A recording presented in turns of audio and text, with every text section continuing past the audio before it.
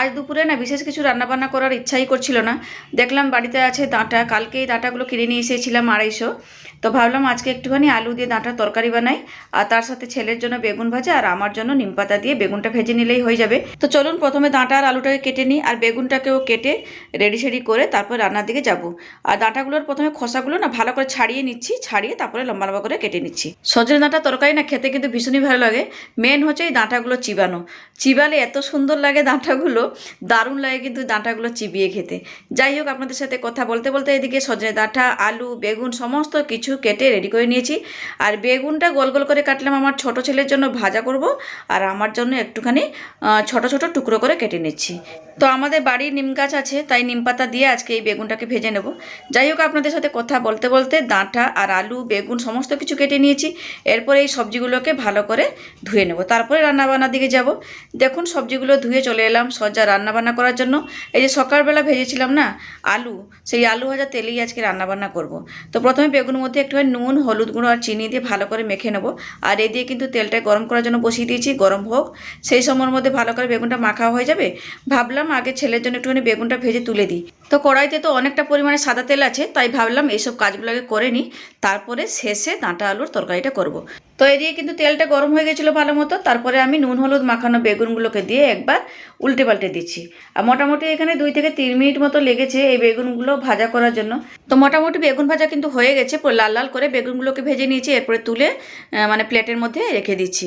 এখন কিন্তু কড়াইতেও অনেকটা পরিমাণে তেল আছে, তাই ভাবলাম প্রথমে আমার জন্য যে কেটে রেখেছি টুকরো টুকরো করে বেগুনগুলোকে, সেই বেগুনগুলোকে একটু নুন হলুদ দিয়ে ভেজে তুলে রেখে দিই।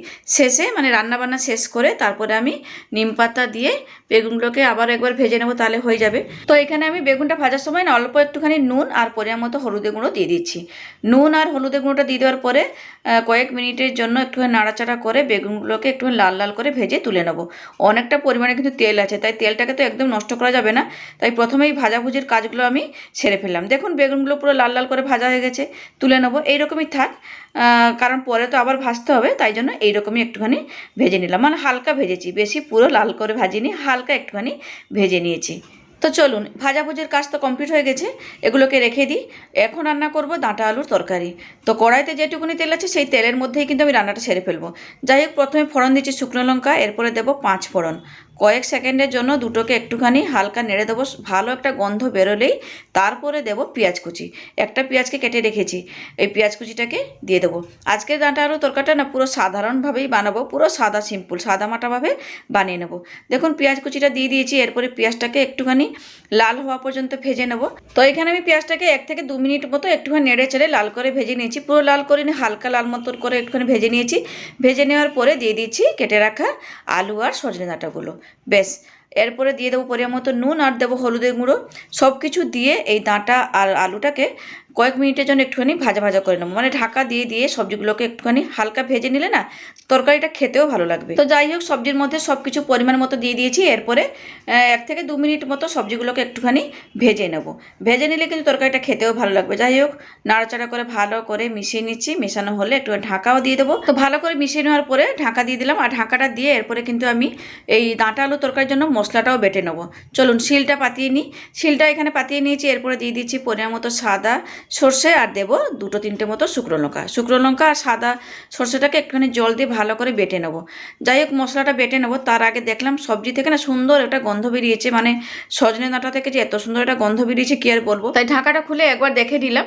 যাই হোক, একটুখানি নাড়াচাড়া করে আবারও কিছুক্ষণের জন্য একটুখানি ঢাকা দিয়ে দেবো। ঢাকা দিয়ে দিয়ে যদি রান্না করা হয় সবজিগুলোকে, তাহলে সবজিগুলো খুব ভালো মতো ভাজাও হয় আর হাফ সিদ্ধ হয়ে যায়। যাই হোক, একটুখানি নেড়ে চেড়ে নিয়ে ঢাকা দিয়ে দিলাম। তো এরপরে আমি শিলের মধ্যে যে রেখেছিলাম সাদা সর্ষে আর শুকনো লঙ্কাটাকে অল্প অল্প জল দিয়ে পুরো প্লেন করে একটা মশলার পেস্ট রেডি করে নেবো। এই সজনে ডাঁটা আর আলু তরকারিটা বসিয়ে দিয়ে না তারপরে আমি যাব ছাদে। ছাদে গিয়ে নিম পাতা, মানে নিম গাছ থেকে নিম পাতা পেড়ে নিয়ে আসবো। আবার নিম পাতাগুলোকে একটুখানি ধুতে হবে, কারণ এখন তো ধুলো ময়লা সব পাতার মধ্যে লেগে আছে।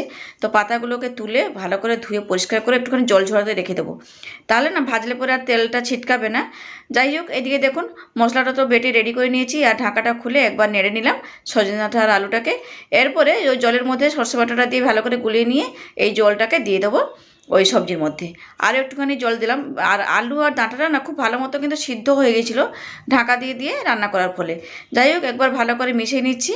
এরপরে অল্প একটুখানি চিনি দিয়ে ঢাকা দিয়ে রান্না করে নেবো আরও 2-4 মিনিট মতো। তো চিনিটা দেওয়ার পরে না আবারও কিছুক্ষণের জন্য একটুখানি নাড়াচাড়া করে ভালো করে মিশিয়ে নিয়ে ঢাকা দিয়ে দিলাম।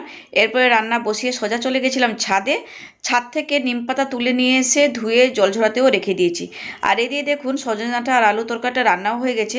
পুরো জলটা শুকিয়ে গেছে, তেলটাও সাইড থেকে ছেড়েও দিয়েছে, মানে রান্নাটা পুরোপুরি কমপ্লিট।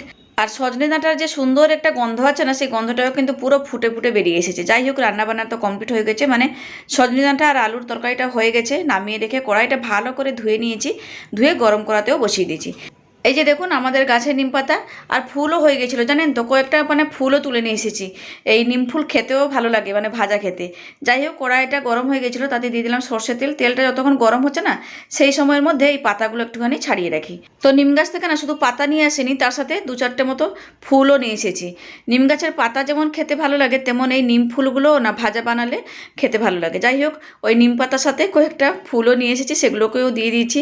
চলুন, সবকটা পাতা আমি ছাড়িয়ে নিয়েছি। এরপরে ওই নিম পাতাগুলো ভেজে নেব। তার আগে একটুখানি তেলের মধ্যে নুন দিয়ে দিলাম, তাহলে নিম পাতাগুলো যখন দেবো না, নিম পাতাগুলো তখন মুচমুচে হয়ে থাকবে।